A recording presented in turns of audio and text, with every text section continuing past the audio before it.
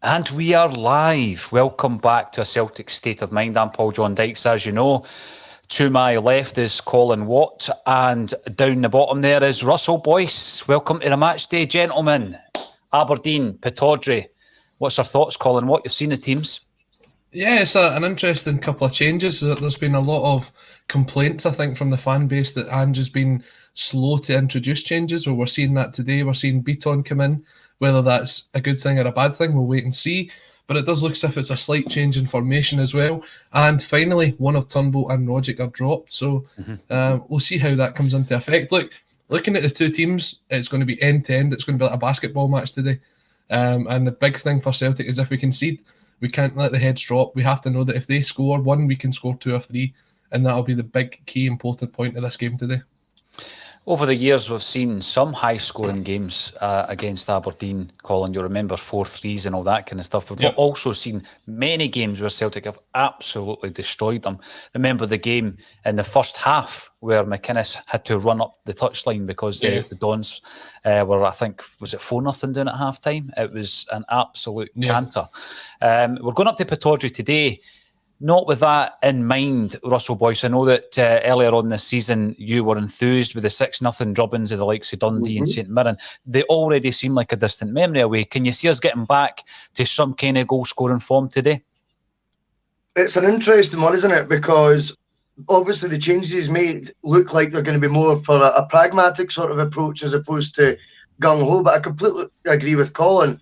It could potentially end up an end-to-end slobber knocker, for want of a better word. Slobber knocker. I love that. Where'd you get that, man? That is an absolute belter. That's a good it's an end-to-end slobber knocker. I love it, mate. So it could be like that. I think the thing is right now, I put up a wee sort of microcosm vote about 40 minutes before the pod, which I meant to put up yesterday, but I completely forgot, just to try and gauge where the fans were. One of the main reasons I wanted to do the vote, Paul, was because I genuinely couldn't decide what I thought was going to happen today. And I didn't want, I kind of wanted to gauge the sort of mood of the fans, but they've made me feel a bit better today. I think there's a lot of people, I think it was over 70% of fans who voted do believe Celtic will pick up 3 points today. And I don't think, judging on the previous poll midweek, that they're all completely biased and, got the green tinted glasses on. I think it's, maybe a lot of people feel today is going to be a turning point. I think if Celtic were to get 3 points today, it would be a landmark win and could certainly help try and kickstart what has been a disappointing beginning of the season. It has been. We're moving into an international break. Colin, I'm going to come to you. I'm not going to remind you of your former love for Nir Beaton because there was an affection that you had for the big fella. I think this season, the biggest disappointment was we really needed his experience in the early games of the season with everything that was going on. And he let us down badly, didn't he, against Midtjylland. Then it throws you back to last season when we're playing Rangers at Ibrox. And we're going toe-to-toe with him at this point, and he gets sent off. And that, I think, I'm not going to say it turned Celtic fans against him, but even leading up to this game, the very mention of Beaton, people were seething at that. They were thinking, he can't possibly start. After Thursday night, and I thought he looked okay when he came on, actually. What is your thoughts on Nir Beaton? What can he do today? What's he going to do differently? What are we going to see from one of our most experienced players in a Celtic jersey today? Well, I think for a fact that the first thing is that he's playing midfield. He's not playing centre defence anymore. That's been taken away from his game, and he is a defensive holding midfielder. And that's the kind of player that we've been screaming out for him to be for the last 12, 18 months at the very least. That allows Celtic to play the three in midfield, which will be the three different dynamic midfielders. You'll have the number 6 holding player in Beaton. You'll have the number 8 in Callum McGregor, who will be going box to box. And then you'll have the number 10 in David Turnbull, whose responsibility will be to link up with the striker up front. So you're actually seeing that you're not playing 2 10s today in Rogic and Turnbull. You've got an actual box-to-box midfielder, and that allows McGregor to come away from his holding midfield role with the kind of option of, if you can't get control of the ball, he can slot back into that position as well, so that he can kind of sit with the two. And I think it just offers a better balance into that Celtic midfield today. I'm not saying that Nir Beaton will be the answer long term, but we do need someone who can play in that defensive holding midfield role. And I'd like to think that when James McCarthy gets fully fit and he's up and firing, he'll be that player in the long term. You know, I was watching that game on Thursday night, Colin, and it was clear to me that Callum McGregor was trying to play both roles. I mean, he's got an engine, he's got the energy, but it looked as though his game was stretched. He's very effective going forward. He's effective playing both roles, but not at the same time. And this is where I think a lot of us were saying you can't play Rogic and Turnbull, because it turns out one or both of them turn into a luxury for you. And when we're playing that high tempo passing game, you can't have a passenger in that area of the park. There was also the concern going into today's game that Aberdeen, although they're not doing great themselves, they do have that engine room. And I was a bit concerned that, you know, if we had gone the same as Thursday night with Turnbull and Rogic, we would have just got overrun in the midfield. I agree with you. I don't think Beaton's a long-term solution in that area, but due to fitness, he's got to step up. And I think I had maybe suggested McCarthy starting today, but I think that will probably come down to fitness. Now, what's interesting, I'm going to read out the team. I think, as soon as these things are announced, everybody knows the team, but we're starting with Hart, Ralston, Carter Vickers, Starfelt, Montgomery, McGregor, Beaton, Abada, Turnbull, Iota, and Kyogo. And what I would say, interestingly, is I think this is probably our strongest bench of the season. Now, again, people might think that's a nuance. Well, we've had a really weak bench all season. So the bench is Bain, Scales, Giakoumakis, Ajeti, McCarthy, Rogic, and Welsh. So we're looking there. If something needs to change, at least we've got some options, Russell. Well, the proof will definitely be in the pudding now, because the excuse of he had no one to turn to would certainly be put out the window, judging by that bench. I think that bench looks... I think I agree with you. That's the strongest bench I've seen this season so far. And there's a variety of sort of options on there as well. You know, Giakoumakis is maybe a player that is an unknown quantity at this stage, but the vibe is that he's certainly going to bring different characteristics to the team than what, say, for example, Kyogo is. So at least that gives him an option to change it up top.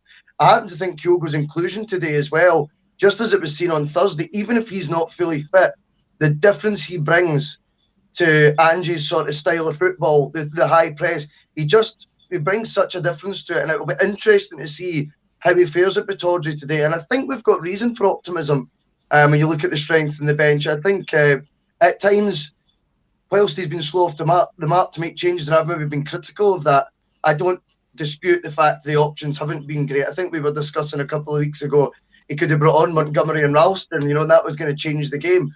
Whilst that might be seem fanciful to people, that was really sort of the best options that he had at the time. So it is good to see, him have a decent pool of players today and see what he can do with them. Absolutely, and I think people are echoing those views in the comment section. We do want to get as many of you involved as possible. There's an interesting one coming in from D. Kelleher, who says Beaton ahead of Rogic proves that Ange can be pragmatic. Beaton and Monty ahead of McCarthy and Scales speaks volumes as to Ange's lack of faith in the latter two. Ange has been speaking around this game about going into the transfer market again in the January window, Colin. My biggest concern has been just how much influence he's had on his signings. I think D. Kelleher is suggesting something similar, in that he's got two players on the bench that he didn't bring in, perhaps, and he's not starting. Do you think McCarthy and Scales would have been a better option than anyone else? I know that, I've been a big champion in Montgomery, but he was tested on Thursday night. I don't think the inverted fullback role suits him. No, I don't think so either, but I think that's because he's more of a attack-minded player. You've obviously saw he's come back from that sort of left-wing position into the left-back, and he's not quite settled in there. That's where I think Scales probably would be more adaptable in that role, because he's comfortable playing as a centre-half as well, so he's comfortable being in the middle of the park. One of the interesting points I took away from yesterday's podcast, Friday's podcast, we've been out 7 days this week, it's hard to keep up. But Friday's podcast with Jarrett was on, and he was mentioning about the inverted fullbacks, and what he was saying is it shouldn't be in the position where the two fullbacks are sitting in the middle of the park. The idea is meant to be that one goes and one stays. So that shows that what you were just saying there about Montgomery and Ralston, they're not comfortable playing that position because they don't understand the role completely, which is slightly concerning, in the sense that you've only got Ralston at right back at the minute, and we've not went to Scales yet at left back. We went to him for 15 minutes against Wraith, but he's not felt comfortable enough playing him 90 minutes away. Now, when you look at that option today, you're going with either the guy that's been playing week in, week out, and had a bit of a tough time on Thursday night, but overall has been given us a good option in that sense, or you're throwing someone in there against a team who are coming out today to attack us from the minute go. They've got a fantastic right back in Calvin Ramsey. They've put Austin Samuels out there on the right-hand side. So they know that's the kind of positions they're going to target with us today. Whether you throw Scales into the deep end, do you trust Montgomery because he's played there? You can see why he's made the decision. Oh, you're right. And I know that from time to time, Colin, you moonlight on an Aberdeen podcast. So let's have a wee look at the Aberdeen lineup because you'll have a good knowledge of the players. It's Woods, McCrory, McKenzie, Brown, brackets, captain.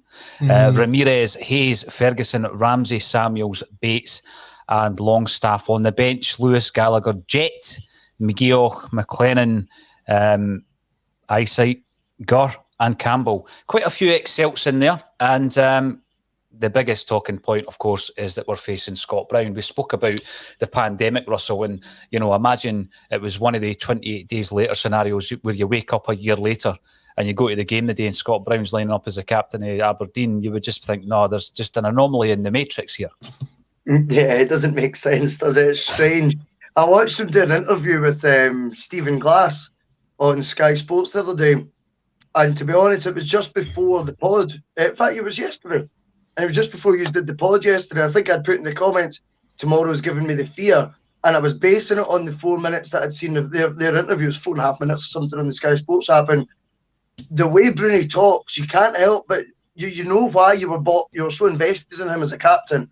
You know, and you just think he does bring so much more than just what he does on the pitch to a team. And he will definitely be in their ears today. He will definitely be having an influence again on, and he'll know a Celtic side that's there for the taking, and that'll be the message he'll be trying to get across right now. But he came over so well yesterday. It was like, you know, as you rightfully say, when he's in the Aberdeen training top sitting there, it just doesn't seem right. Just quickly on the transfers thing as well, you know, a couple of the players potentially weren't Postecoglou signings this summer. You do see a lot that he needs 2 or 3 windows, but if we go by the ratio we suspect of what we're actually and signings in the summer, who's to say 2 or 3 windows would be any different? If he keeps only getting one of his own players, and then other players chosen for him, then 2 or 3 windows won't make as big a difference as perhaps we thought. And you do feel, you know, you can't help but deny that if he's in that position then where he can't bring in his own players, he's got one arm tied behind his back. And you know the big thing with that, it's not a new phenomenon, not just at Celtic, but just in modern day football. We spoke to the Anfield Wrap a couple of years ago about Brendan Rodgers' time at Liverpool, and it was just well known and accepted that some of the players that were coming in were identified by Brendan Rodgers, and some of them were identified by the committee of people at Liverpool who were scouting players and recruiting players, and it was accepted, and it was part of his role when he took the job that he realised that was the situation. So I don't think Ange Postecoglou would have been led up the garden path and told that he had autonomy when it came to transfers, and then all of a sudden he's getting 1 in 12. I think, but on that as well, Paul, when you speak about Rodgers' time at Liverpool, the guy that was in charge of the transfer committee was a guy called Dominic, can't pronounce his second name, who was also part of the coach at the transfer setup at Spurs as well. They get rid of him. No, it's all about managers, and managers should have the final say on the players that's coming in. The problem we had this summer was the amount of first team players that was going out. Yeah. And the time that we had to sort of rebuild and at least have a team that was fairly competitive. Now, you speak about these sort of 12 players that's came in. Realistically, it's 9 or 10. The other couple were project signings and guys like Shaw and Uragidi. And we spoke about this when we were looking at the squad turnover away back in January, and we're saying you've got to get to the 15 and 12 have got to come in and 12 have got to hit the ground running. And it sounded abysmal to say that back then, Colin. But it came to fruition. I mean, we went through the entire squad and you know, and people were balking at some of the figures, but we're saying, you know, it's going to be that large a turnover of staff. And that's exactly what's happened. I see that Ange is now getting his pre-match. Meanwhile, Jota and Charlie Mulgrew are competing for best hairdo and facial hair. I think Mulgrew gets the facial hair and Jota gets the fosh in terms of their beauty on the screen there. But Ange is doing his pre-match. I can't hear what he's saying. What did you make of his comments after the game, Russell, where he says that they won't or we won't change the approach?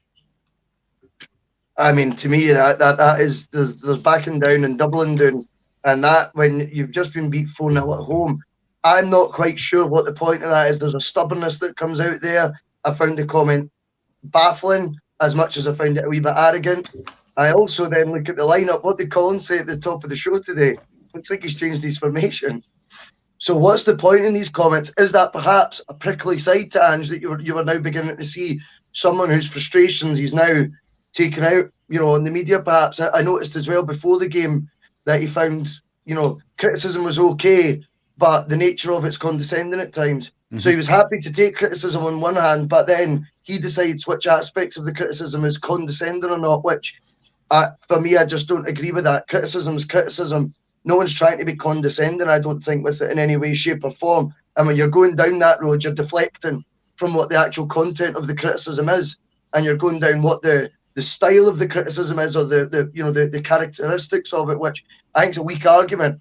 I would rather he came back and hit you with the whys. He's done certain things in that way in reaction to the criticism that he says he values, as opposed to, cheap put downs about, criticism that's, condescending and things like that. And you're absolutely right. After the game, say at the end of the day, it was a 4-0 defeat at home in Europe in the Europa League.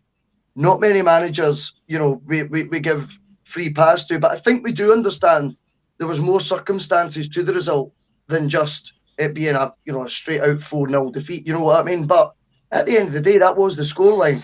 And I think to come out after that, he'd be better advised to just, I don't know, try and soften the blow a wee bit rather than come out all guns blazing and say, well, I won't be changing anything, because I don't think that's exactly capturing the mood of the whole supporters base. And he needs them on side right now more than ever, I think. I'm not 100% sure on that. I think there's a lot of mind games going on with Ange at the minute as well. All you have to take a look at is what he said, I think it was Monday or Tuesday earlier in the week. The game's going to come far too soon for McGregor, it's going to come far too soon for Kyogo. And then you look at the team sheet on Thursday night and the two of them are there.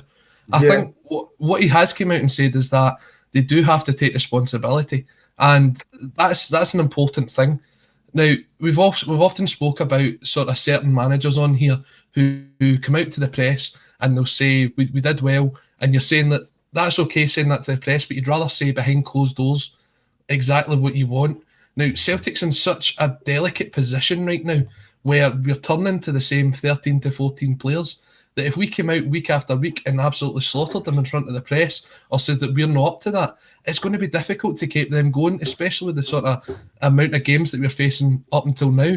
I think you're only hearing certain bits that Ange wants to put out there to the media. I don't think he's been 100% truthful to them. Now, whether that's saying that he's not been truthful to Celtic fans or not, I don't know. But I do think that there's kind of two sides to the story of what he's saying and what he actually means.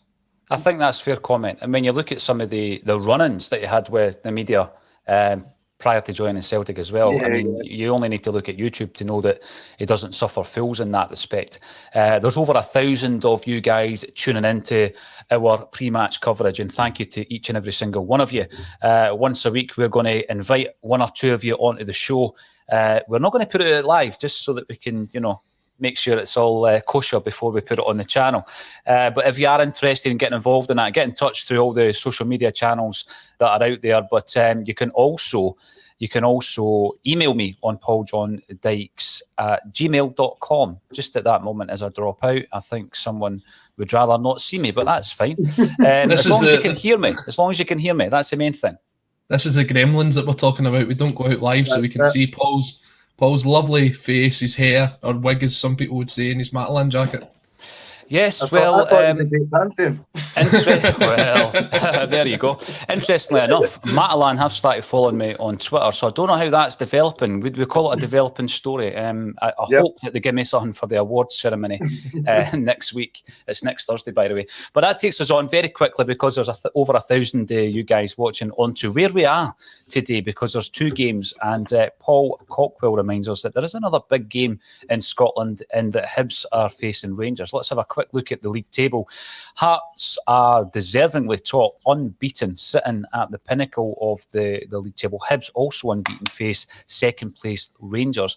Celtic winning today wouldn't elevate us above Dundee United. It would keep us in sixth. We're sitting on the same points as St Mirren, 1 point above St Johnstone and a couple ahead of Aberdeen. I've heard it this week being called a must-win game.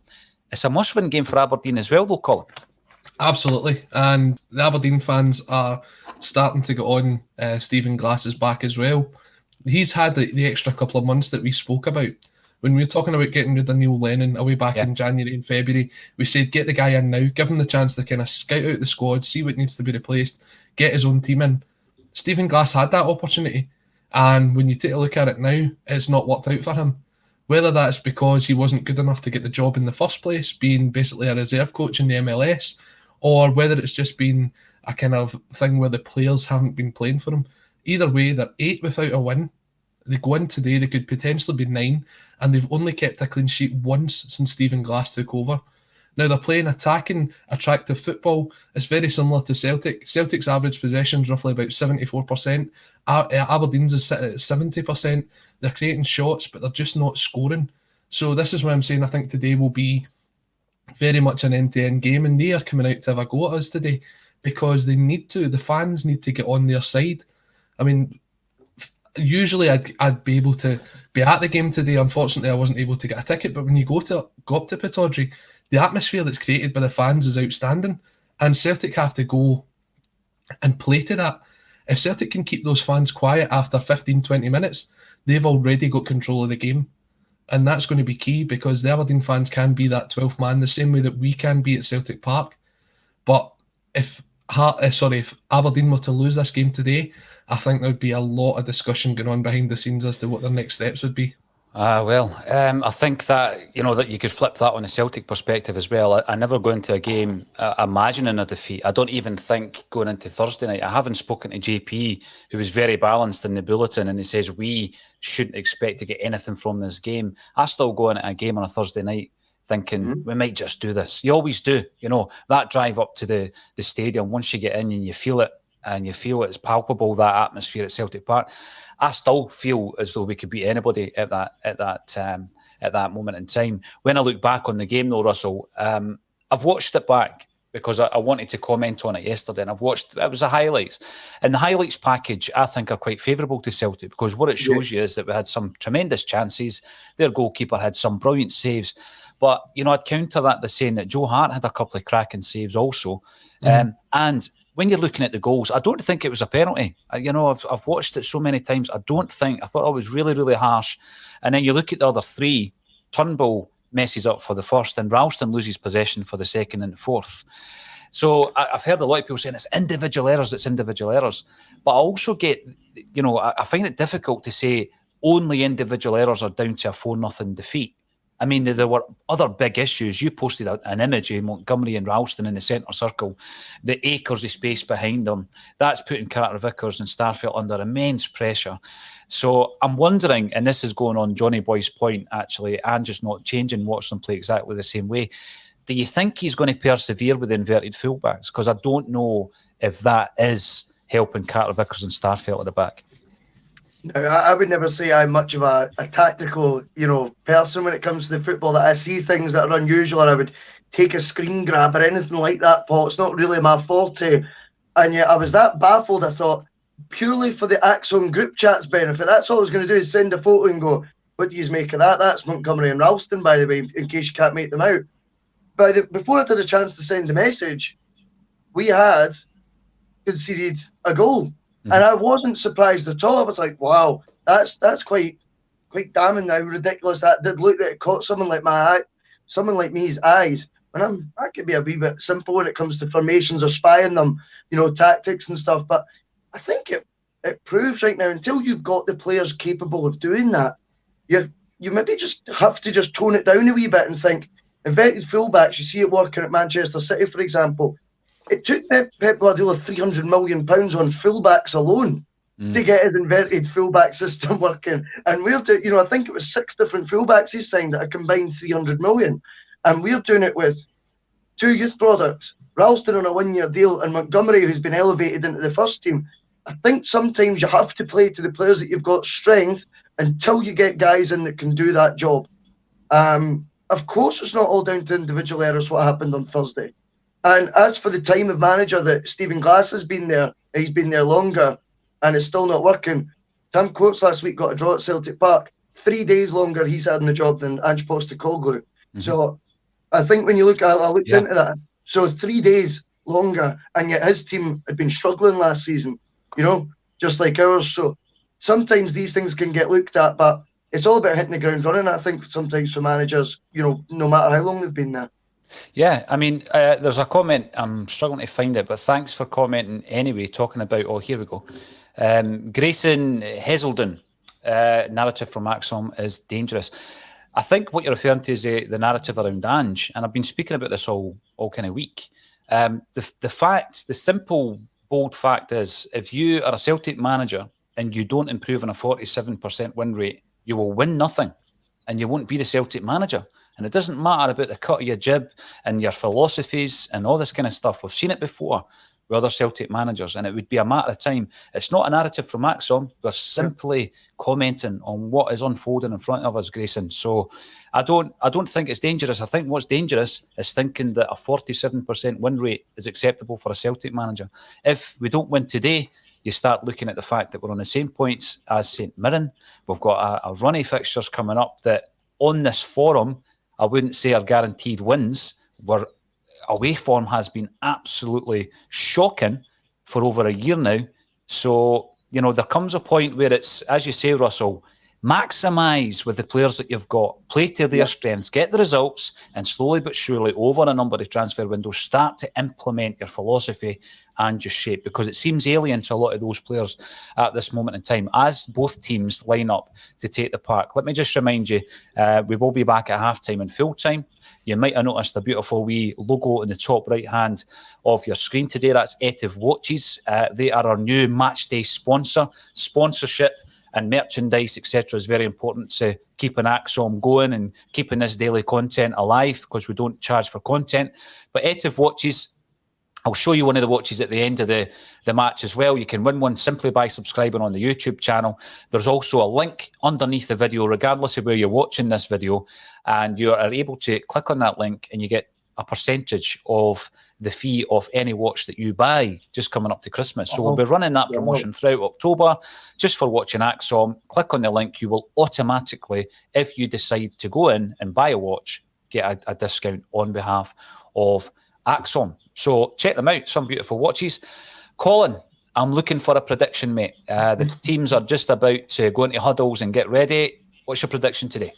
I fancy us to win 3-1. 3-1. I love the optimism.